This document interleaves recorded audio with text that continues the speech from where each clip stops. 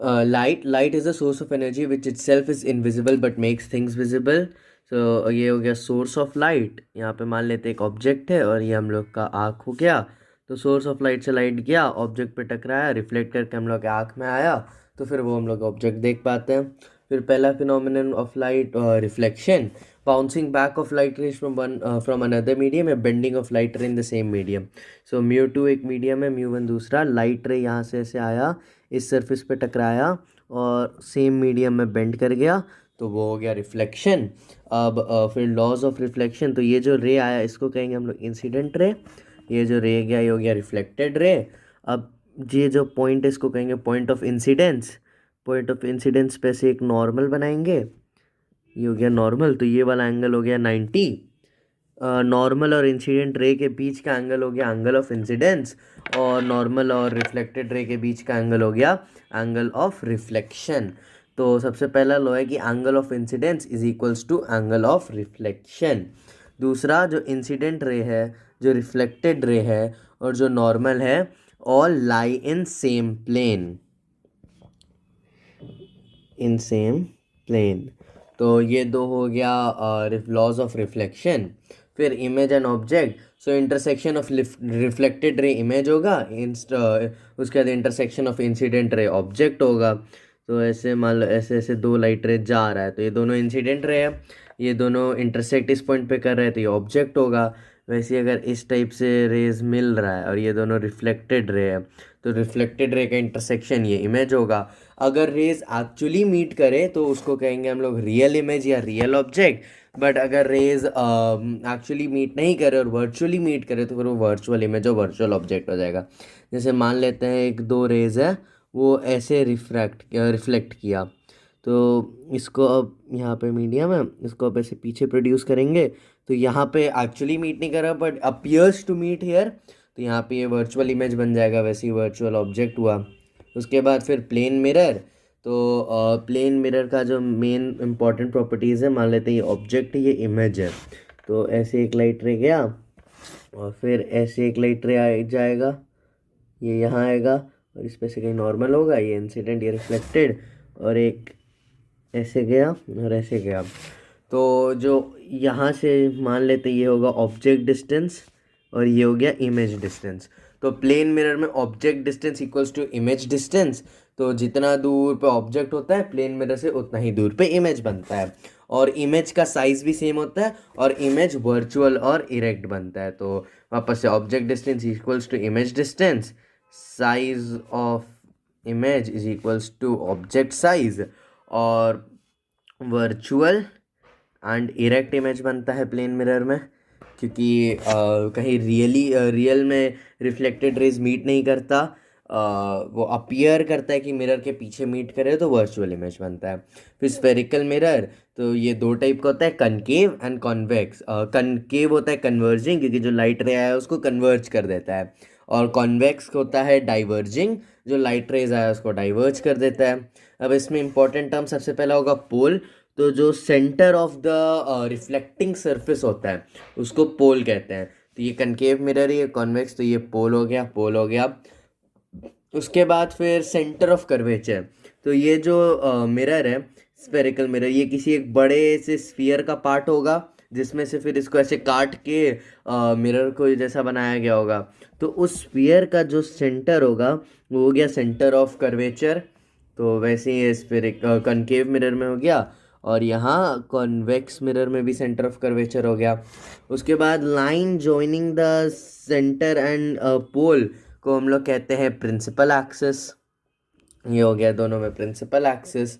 उसके बाद जो light rays parallel to principal axis आता है, जैसे ऐसे पैरेलल टू प्रिंसिपल एक्सिस आया, वो प्रिंसिपल एक्सिस पे एक पॉइंट पे मिलता है, उस पॉइंट को कहते हैं हम लोग फोकस. और यही कॉन्वेक्स में क्या होगा कि ऐसे पैरेलल आया प्रिंसिपल एक्सिस के, और ऐसे चल गया, वापस ये पैरेलल आया और ये ऐसे चल गया. इसको पीछे करेंगे तो इट अपीयर्स कि दोनों लाइट रे यहाँ मीट करेगा, तो ये हो जाएगा इसका फोकस. उसके बाद फिर पी से सी जो लेंथ हुआ इसको हम लोग कहते हैं रेडियस ऑफ कर्वेचर या आर, और जो P से F तक का पोल से फोकस के बीच का डिस्टेंस हुआ या फिर फोकस से सेंटर तक का डिस्टेंस हुआ उसको कहते हैं फोकल लेंथ या F। तो यहाँ से एक और फॉर्मूला आ जाएगा 2F is equals to R। Sign convention, तो सबसे पहले साइन कन्वेंशन में क्या होता है, मान लेते हैं इंसिडेंट रे इस डायरेक्शन से आ रहा है, ठीक है, इधर जा रहा है, तो द डायरेक्शन ऑफ इंसिडेंट रे को पॉजिटिव लेते हैं। लेकिन अगर इंसिडेंट रे ऐसे आ रहा होता और ये होता है इसका डायरेक्शन, तो फिर हम लोग इस साइड को पॉजिटिव एक्स लेते और इस साइड को नेगेटिव एक्स लेते। तो जो भी इंसिडेंट रे का डायरेक्शन है उसी को हम लोग पॉजिटिव ले लेते हैं। तो ऑब्जेक्ट ऐसे कभी भी रहेगा तो इंसिडेंट रे ऐसे जाएगा तो हमेशा ऑब्जेक्ट डिस्टेंस पोल से नेगेटिव ही आएगा। अगर पोल ऑफ द मिरर यहाँ है, चाहे कॉनकेव हो या कॉन्वेक्स हो, इंसिडेंट रे ऐसे गया, ठीक है, इंसिडेंट रे का डायरेक्शन ये हो गया तो पॉजिटिव ऐसे हो गया। तो जो इमेज डिस्टेंस है जिसको हम लोग पोल से मेजर करते हैं, इमेज और ऑब्जेक्ट डिस्टेंस को मिरर के, वो हमेशा नेगेटिव होगा। तो वहाँ से हम लोग को पता चलता है जो इमेज डिस्टेंस है वो हमेशा नेगेटिव होता है।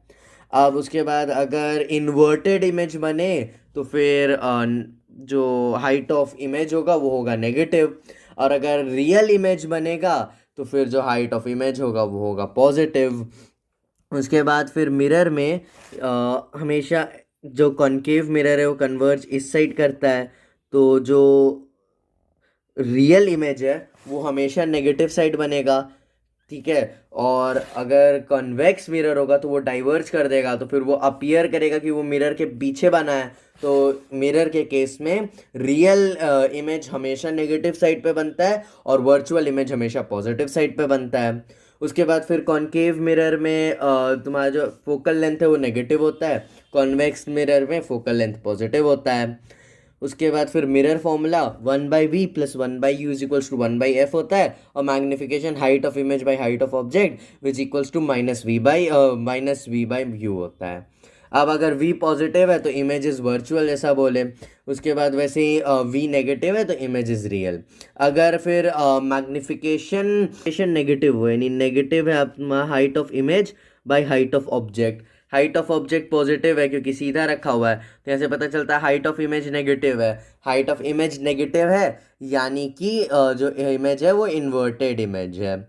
उसके बाद एक और चीज़ जिससे पता चलता है m is equals to negative से, वो -v/u होता है। अब -v/u हम लोग को पता है नेगेटिव होता है, is equals to a negative, यानी -v is equals to positive, therefore v का वैल्यू नेगेटिव आएगा। और मिरर के केस में पता है अगर v नेगेटिव हो यानी रियल बनता है, यानी मैग्निफिकेशन जब नेगेटिव हो तो हमेशा जो इमेज बनेगा वो इन्वर्टेड और रियल बनेगा। वैसे ही अगर m पॉजिटिव हो तो m वापस hi/ho होता है which is positive. Height of object positive ही होता है क्योंकि सीधा रखा हुआ है, तो हाइट ऑफ इमेज भी पॉजिटिव हो गया, तो फिर m पॉजिटिव से इरेक्ट इमेज बना। अब वैसे ही m -v/u भी होता है। अब -v/u हो गया नेगेटिव, u हमेशा नेगेटिव होता है और इज इक्वल्स टू पॉजिटिव। अब -v नेगेटिव इंटू पॉजिटिव हो गया negative, -v is equals to negative, तो v is equals to positive. Mirror के केस में पता है अगर v पॉजिटिव हो तो बनता है वर्चुअल इमेज, तो यहाँ हो जाएगा वर्चुअल। तो इससे पता चलता है अगर मैग्निफिकेशन पॉजिटिव हो तो हमेशा इरेक्ट एंड वर्चुअल इमेज बनता है। और एक और चीज़, अगर कभी इमेज इन्वर्टेड है तो वो हमेशा रियल ही होगा, और अगर कभी इमेज हमारा वर्चुअल है तो वो हमेशा इरेक्ट होगा, और अगर इरेक्ट है तो हमेशा वर्चुअल होगा। उसके बाद अगर मैग्निफिकेशन 1 के बराबर है तो image size equals to object size. अगर मैग्निफिकेशन 1 से बड़ा है तो इन लार्ज इमेज यानी इमेज का size is larger than object size. उसके बाद अगर मैग्निफिकेशन 1 से छोटा है तो डिमिनिश्ड इमेज बनेगा, यानी image size is smaller than object size. फिर रे डायग्राम पहला है कि अगर प्रिंसिपल एक्सिस के पैरेलल एक रे आया तो वो फोकस के थ्रू जाता है, जैसा बताए। तो ये हो जाएगा कॉनकेव में इस टाइप से, कॉन्वेक्स में पैरेलल आया तो फिर वो रिफ्लेक्ट करेगा और फोकस पे तो जाएगा नहीं, बट इट वुड अपीयर कि वो फोकस से आ रहा है जो रिफ्लेक्टेड रे है। फिर इसका भी उल्टा सही है, अगर फोकस से कोई लाइट बीम गया तो फिर वो पैरेलल जाएगा प्रिंसिपल एक्सिस के। वैसे ही कॉन्वेक्स में अगर कोई बीम ऑफ लाइट फोकस पे है टारगेट है, जैसे ऐसे फोकस है, कोई बीम ऑफ लाइट ऐसे आया जो अपीयर हो रहा है कि फोकस पे जाएगा, तो फिर वो प्रिंसिपल एक्सिस के पैरेलल लौट जाएगा। और कनकेव में तो अगर फोकस के थ्रू गया तो फिर वो प्रिंसिपल एक्सिस के पैरेलल चला जाएगा। ये पहला हुआ। दूसरा है, अगर सेंटर ऑफ कर्वेचर के थ्रू पास किया कॉनकेव में तो फिर वो उसी सेम पाथ पे लौट जाएगा लाइट। और कॉन्वेक्स में अगर सेंटर ऑफ कर्वेचर पे अपीयर हो रहा है कि जो लाइट है, अगर यहाँ मिरर नहीं होता तो सेंटर ऑफ कर्वेचर पे जाता, तो फिर वो उसी डायरेक्शन में वापस लौट जाएगा। तीसरा केस, ट्रे से जाए और पोल पे लगे और फिर ऐसे रिफ्लेक्ट कर जाएगा, और ये नॉर्मल है। उसके बाद तो ये एंगल ऑफ इंसिडेंट, ये एंगल ऑफ रिफ्लेक्शन, तो दोनों बराबर होगा। वैसे ही ऐसे ही पोल पे चल जाए और फिर ऐसे आ जाए तो ये नॉर्मल होगा, नॉर्मल पोल से ही पास करेगा, तो ये आई और ये आर, और ये ऐसे चल जाएगा, ऐसे ऐसे ऐसे और ऐसे। ये 3 रे डायग्राम का केस है जिसके through image formation by spherical mirror हो जाएगा। तो इमेज फॉर्मेशन सबसे पहले कॉनकेव मिरर में, तो कॉनकेव में ऑब्जेक्ट अगर इन्फिनिटी पे तो इमेज फोकस पे बनेगा और real inverted and highly diminished बनेगा। तो यहाँ इन्फिनिटी पे ऑब्जेक्ट है, ऐसे लाइट रे आया और फिर रिफ्लेक्ट कर गया, फिर आया और रिफ्लेक्ट कर गया, तो इन्फिनिटी से जो पैरेलल रेज है वो प्रिंसिपल एक्सिस के पैरेलल होगा, तो फोकस पे मीट किया, तो जो फोकस पे इमेज बनेगा जो रियल इन्वर्टेड और हाईली डिमिनिश्ड होगा। फिर ऑब्जेक्ट अगर बियॉन्ड सी, मतलब सी और इन्फिनिटी के बीच में है, तो जो इमेज है वो सी और एफ के बीच में बनेगा, और इसमें image real inverted and diminished होगा। तो यहाँ दिख रहा है ऐसे लाइट रे है, पैरेलल गया प्रिंसिपल एक्सिस के, फोकस के थ्रू क्रॉस कर गया, और एक लाइट रे सेंटर ऑफ कर्वेचर से गया और वैसे ही लौट गया। तो जो रिफ्लेक्टेड रे है वो इस पॉइंट पे मिला और वहाँ पे ऑब्जेक्ट बन गया, तो ऑब्जेक्ट इन्वर्टेड और डिमिनिश्ड बना। फिर ऑब्जेक्ट अगर सी पे है तो इमेज वापस सी पे बनता है, तो ऐसे देख सकते हैं पैरेलल गया प्रिंसिपल एक्सिस के तो फोकस से क्रॉस किया, और फिर पोल पे गया तो फिर पोल से वापस आ गया, तो फिर वापस इंटरसेक्ट रिफ्लेक्टेड रे यहाँ किया, तो सी पे नीचे इन्वर्टेड इमेज बन गया, और दोनों हाइट ऑफ ऑब्जेक्ट और हाइट ऑफ इमेज सेम है, तो सेम साइज का बना। फिर एक और केस हो गया, अगर ऑब्जेक्ट अब सी और एफ के बीच में है तो इमेज बियॉन्ड सी बनेगा, यानी सी और इन्फिनिटी के बीच में। तो इसमें ऐसे गया पैरेलल प्रिंसिपल एक्सिस के, तो फोकस के थ्रू गया रे, और उसके बाद दूसरा पोल पे गया तो फिर पोल से ऐसे गया, तो दोनों रे यहाँ पे इंटरसेक्ट किया, तो फिर इमेज यहाँ बन गया जो बियॉन्ड सी है, और ऑब्जेक्ट है सी एंड एफ के बीच में, तो यहाँ पे इमेज देख सकते हैं इन्वर्टेड और इनलार्ज और रियल बना, क्योंकि इंटरसेक्ट किया रियल में रेज। फिर ऑब्जेक्ट अगर एफ पे रखा हो तो फिर इमेज बनेगा इन्फिनिटी पे, तो यहाँ देख सकते हैं ऐसे प्रिंसिपल एक्सिस के पैरेलल गया तो फोकस से गया, फिर ऐसे पोल पे गया तो वापस इधर निकल लिया, तो फिर ये जो रिफ्लेक्टेड रे है जो फोकस के थ्रू गया और जो पोल से आया, ये दोनों पैरेलल है, और हम लोग को पता है parallel lines meet at infinity, तो फिर इमेज इन्फिनिटी पे बन गया। फिर ऑब्जेक्ट अगर पोल और फोकस के बीच में है तो इमेज बिहाइंड मिरर बनेगा। ये कॉनकेव मिरर का एक लौता केस है जिसमें वर्चुअल इरेक्ट इमेज बनता है। तो देख सकते हैं फोकस पे ऐसे लाइट रे गया parallel to principal axis, focus से गया फिर पोल पे गया और फिर पोल से आ गया, तो पीछे करने पे बनेगा वर्चुअल और erect image behind the mirror. फिर कॉन्वेक्स, कॉन्वेक्स में अगर ऑब्जेक्ट इन्फिनिटी पे है तो प्रिंसिपल एक्सिस के पैरेलल लाइट्स आया, रिफ्लेक्ट कर गया, तो जो रिफ्लेक्टेड रे है वो अपीयर कर रहा है कि फोकस से आ रहा है, तो इमेज फोकस पे मीट करेगा, बनेगा, क्योंकि जो रिफ्लेक्टेड रे है वो वर्चुअली फोकस पे मिल रहा है, और इमेज वर्चुअल इरेक्ट और डिमिनिश्ड बनेगा। उसके बाद ऑब्जेक्ट अगर बिटवीन पोल एंड इन्फिनिटी हो तो image behind the mirror between pole and focus बनता है और वर्चुअल इरेक्ट एंड डिमिनिश्ड बनता है। कॉन्वेक्स मिरर हमेशा वर्चुअल इरेक्ट इमेज ही बनाता है और डिमिनिश्ड। तो ऑब्जेक्ट यहाँ है पैरेलल हुआ प्रिंसिपल एक्सिस के, और फिर रे गया जो लग रहा था फोकस से आ रहा है, और फिर एक ऐसे पोल पे गया और पोल से लौट गया, पीछे प्रोड्यूस करने पे पोल और के पीछे रे मिला, तो फिर इमेज यहाँ बन गया। उसके बाद use of concave and convex mirror. तो कॉनकेव जनरली टॉर्चेस और हेडलाइट्स में यूज़ होता है व्हीकल के, क्योंकि कॉनकेव से पैरेलल बीम ऑफ लाइट निकल सकता है। और फिर शेविंग मिरर या मिरर डेंटिस्ट से के द्वारा यूज़ होता है।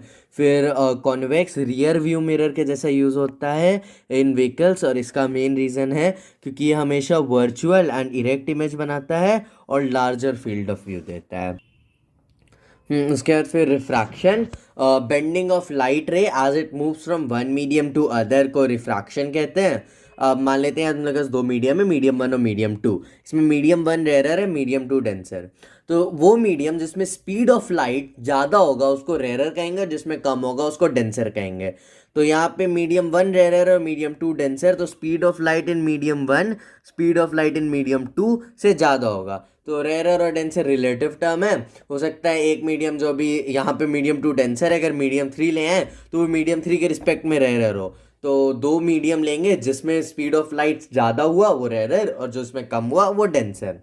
तो अब डेंसर से रेयर मीडियम में जा रहा है लाइट, तो ऐसे ये लाइट रे रहा, ये हो गया इंसिडेंट रे, यहाँ पे पॉइंट ऑफ इंसिडेंस। उसके बाद इस पॉइंट पे एक नॉर्मल बनेगा, तो ये 90 डिग्री।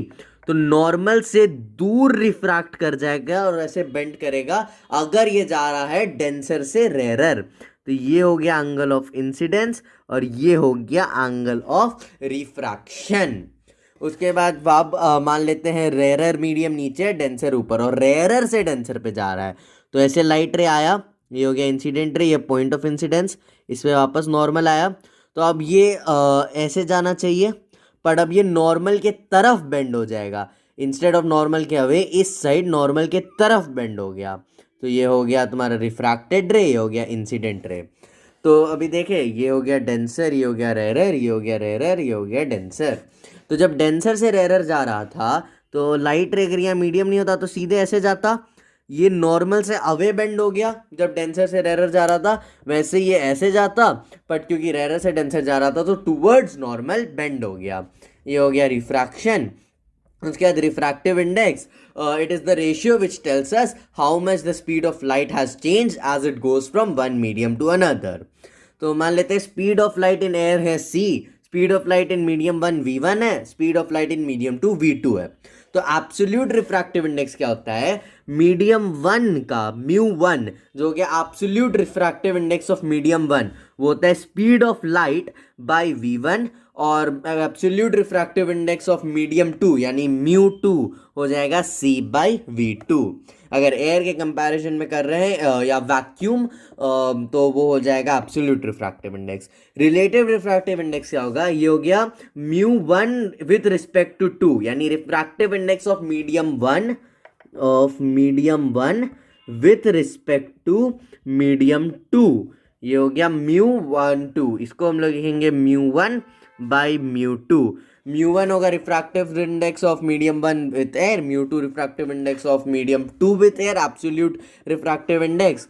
तो यहाँ से इसका वैल्यू हम लोग जानते हैं c by v one by c by v two था, तो c कट गया, तो ये हो जाएगा v two by v one. यानी refractive index of medium one with respect to medium two होता है speed of light in medium two by speed of light in medium one. वैसे refractive index of medium two with respect to medium one, ये हो जाएगा mu two by mu one, यानी कि c by v two by c by v one, c cut गया तो v one by v two, ऐसे ही हो गया। उसके बाद फिर आते हैं हम लोग लॉज ऑफ रिफ्रैक्शन पे। तो म्यू वन से म्यू टू मान लेते हैं, ऐसे लाइट जा रहा है, इधर गया, यहाँ ये हो गया नॉर्मल और अवे बेंड कर गया, ये टूवर्ड्स नॉर्मल बेंड करेगा, अवे फ्रॉम नॉर्मल अंतर नहीं पड़ता। ये हो गया एंगल ऑफ इंसिडेंस, ये हो गया एंगल ऑफ रिफ्रैक्शन, ये रिफ्रैक्टेड, ये हो गया रिफ्रैक्टेड रे, ये हो गया इंसिडेंट रे।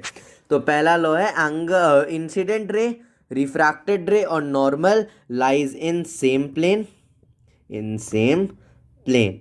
उसके बाद दूसरा है स्नेल्स लॉ, ये बेसिकली कहता है mu one by mu two is equals to a constant.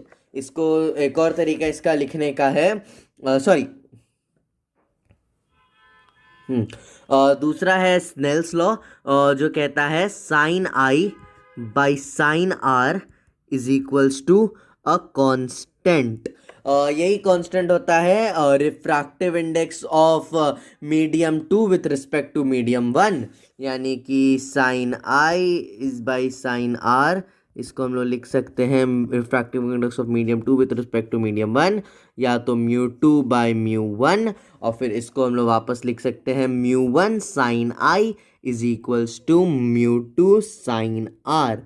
अगर न्यूमेरिकल सॉल्व करना तो ये फॉर्मूला ज़्यादा काम आता है, mu 1 sine i is equals to mu 2 sine r, but इससे उतना न्यूमेरिकल क्लास 10th में आएगा नहीं, तो sine i by sine r is equals to constant से भी काम हो जाएगा। तो लेकिन इसको लिखने का एक और तरीका जो है, mu 1 sine i is equals to mu 2 sine r. तो जैसे देख सकते हो म्यू 1 ये है तो एंगल ऑफ इंसिडेंस, और म्यू 2 और फिर sine of angle of refraction.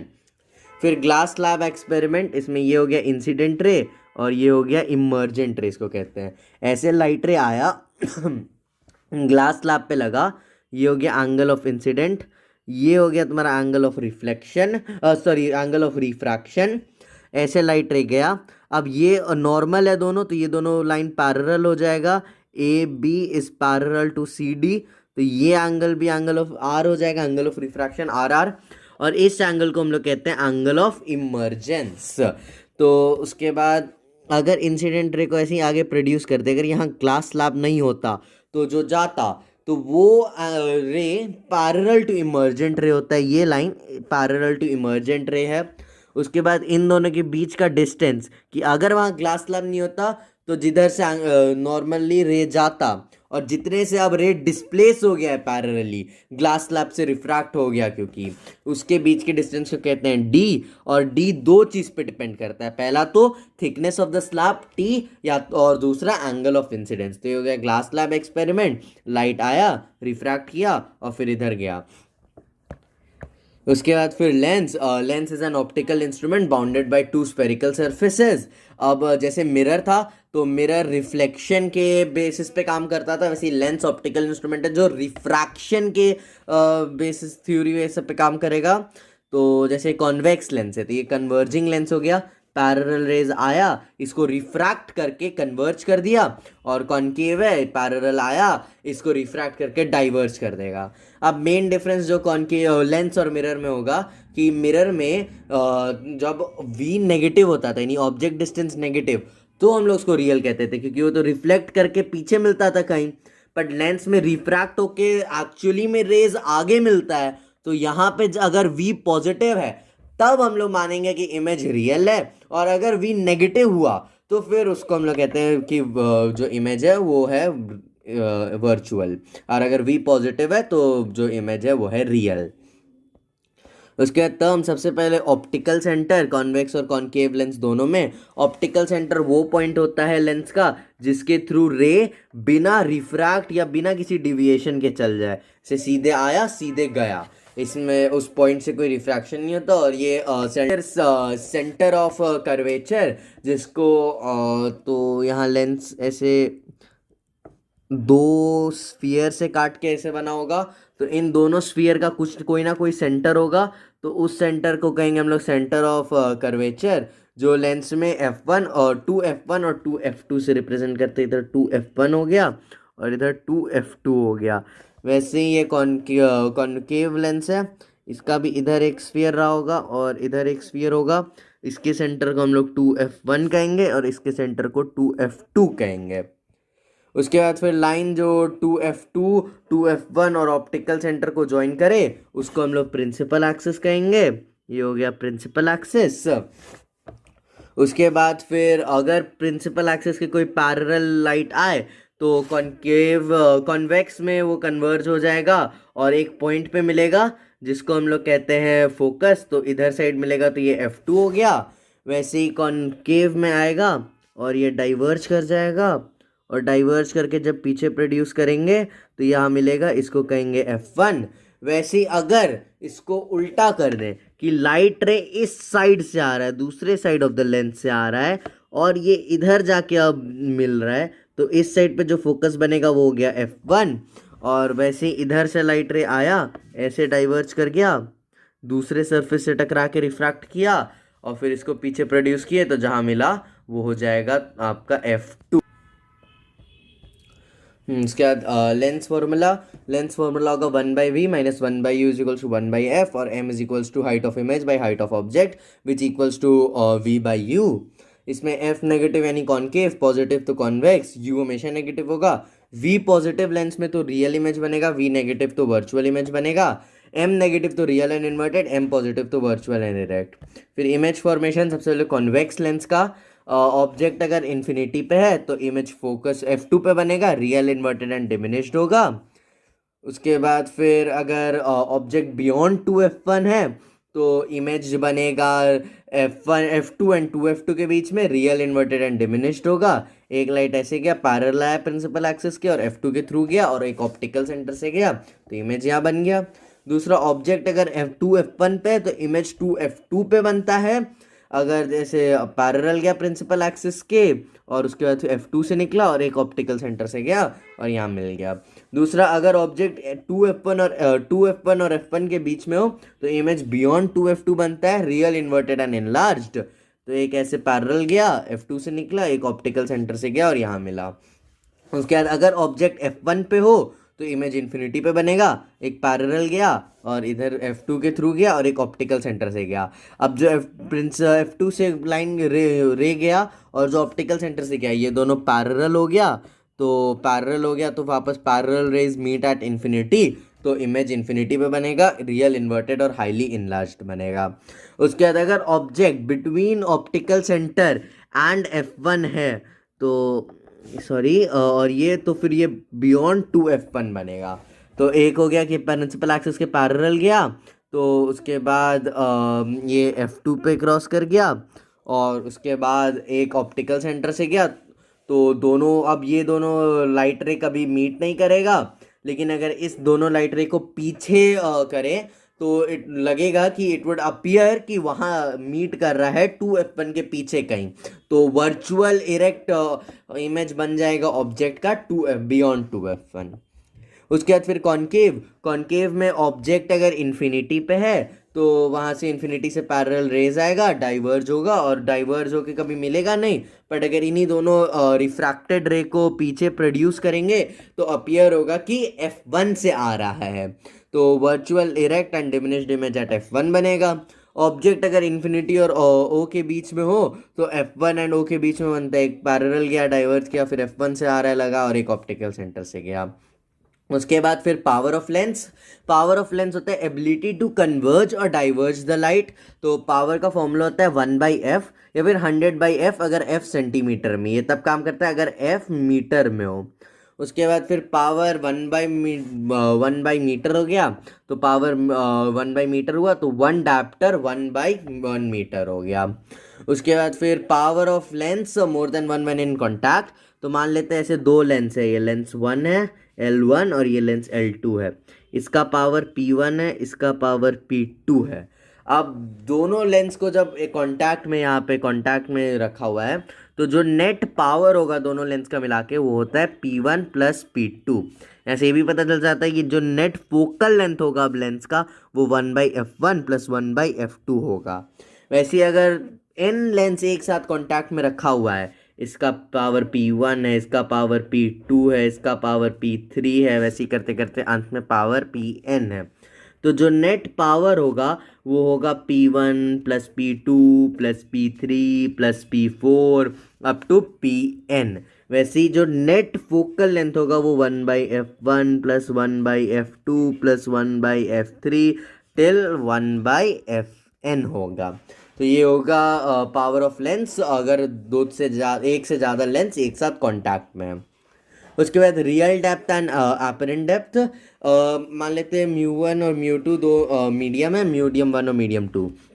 यहाँ पे एक ऑब्जेक्ट रखा हुआ है, ठीक है। अब एक लाइट रे ऐसे गया, यहाँ पे नॉर्मल लगा और मीडियम 1 डेंसर है और मीडियम 2 रेयरर है, तो ये ऐसे रिफ्रैक्ट कर गया, ठीक है। उसके बाद फिर एक रे सीधे ऊपर चल गया मीडियम 1 में।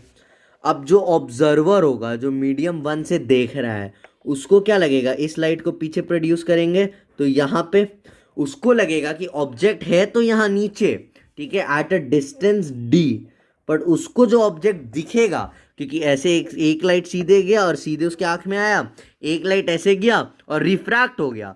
तो यहाँ पे मान लेते हैं आँख है ऑब्जर्वर का, तो एक रे तो उसका सीधे गया, एक उसको लग रहा है कि ऐसे आया, इसको पीछे प्रोड्यूस किए तो उसको तो लगेगा यहाँ से आया, तो ये at a distance of D dash उसको ये लगेगा। तो अब मान लेते हैं ये एंगल है एंगल ऑफ इंसिडेंस, ये एंगल हो गया एंगल ऑफ रिफ्रैक्शन।